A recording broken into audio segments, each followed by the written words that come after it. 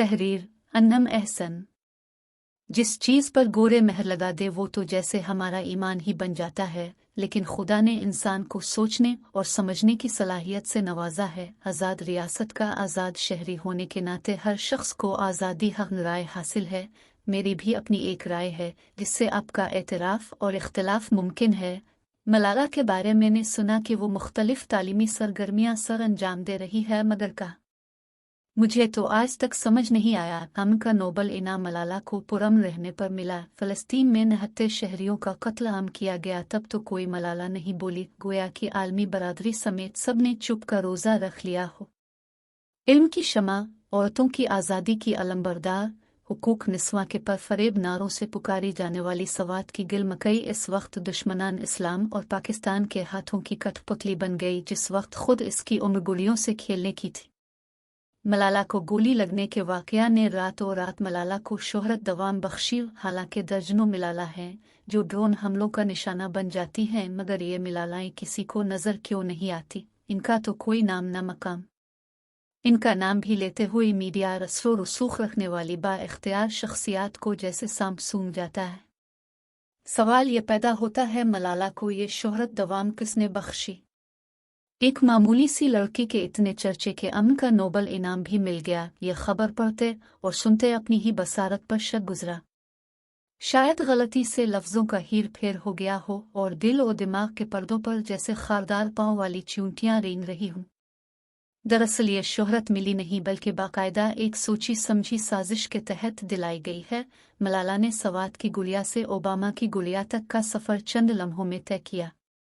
Obama की इस गुलिया ने बीबीसी के लिए गुल मकई के नाम से डायरी लिखी, जिसमें एक जगह लिखा कि जब बापर्दा औरत को देखती हूँ तो पत्थर का ज़माना याद आता है, दाढ़ी वाले को देखती हूँ तो फ़िरौन याद आता है। इसी गुलिया ने हमदमीर के प्रोग्राम में कहा, मेरे आइडियल बेनज़ीर मरहूम बाचा खान और बाराक ओबामा हैं।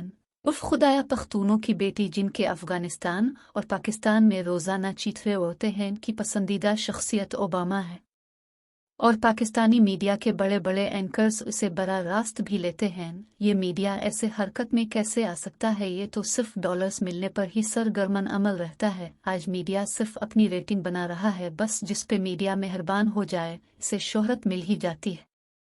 माजी में 11 सितंबर को अगर अमेरिका को एक ट्विन टावर्स की तबाही देखना पड़ी तो इसने हमारे हाल का हर लम्हा और मुस्तकबिल का सालों का वक्त जहन्नम बना दिया।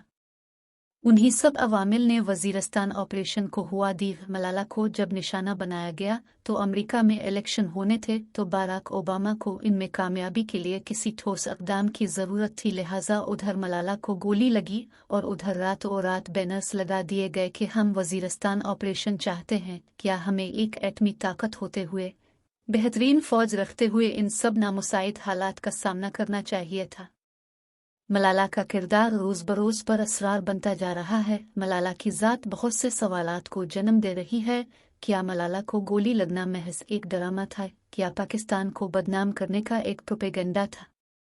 क्या पूरे पाकिस्तान में सिर्फ मलाला की जान को ही खतरा है? तालिबान से हज़ारों कबायली इलाके ऐसे हैं जहां मालूम नहीं कनी मासूम बच्चियों को गोलियां लगती हैं और वो लुकमा अजल बन जाती हैं, लेकिन उन्हें तो वो प्रोटोकॉल और दर्जा नहीं दिया गया जो मलाला को मिला। अगर अब वो मुकम्मल सेहतयाब हो चुकी है तो अपने वतन वापस क्यों नहीं आ जाती? मलाला का हर कॉन्फ्रेंस में पाकिस्तान को गैर महफूज करार देना क्या पाकिस्तान और इस्लाम के हक में बेहतर है?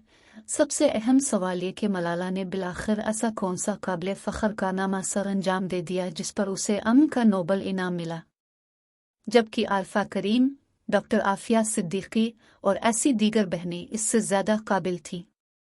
मोहतरम जनाब ईधी साहिब दिखी इंसानियत के साथी, जिन्होंने अकेले इंसानियत की खिदमत की। एतजाज़ एहसन, जिसने अपनी जान देकर अपने स्कूल में हुसूल तालीम के लिए आए तालिब इल्मों की जान बचाई।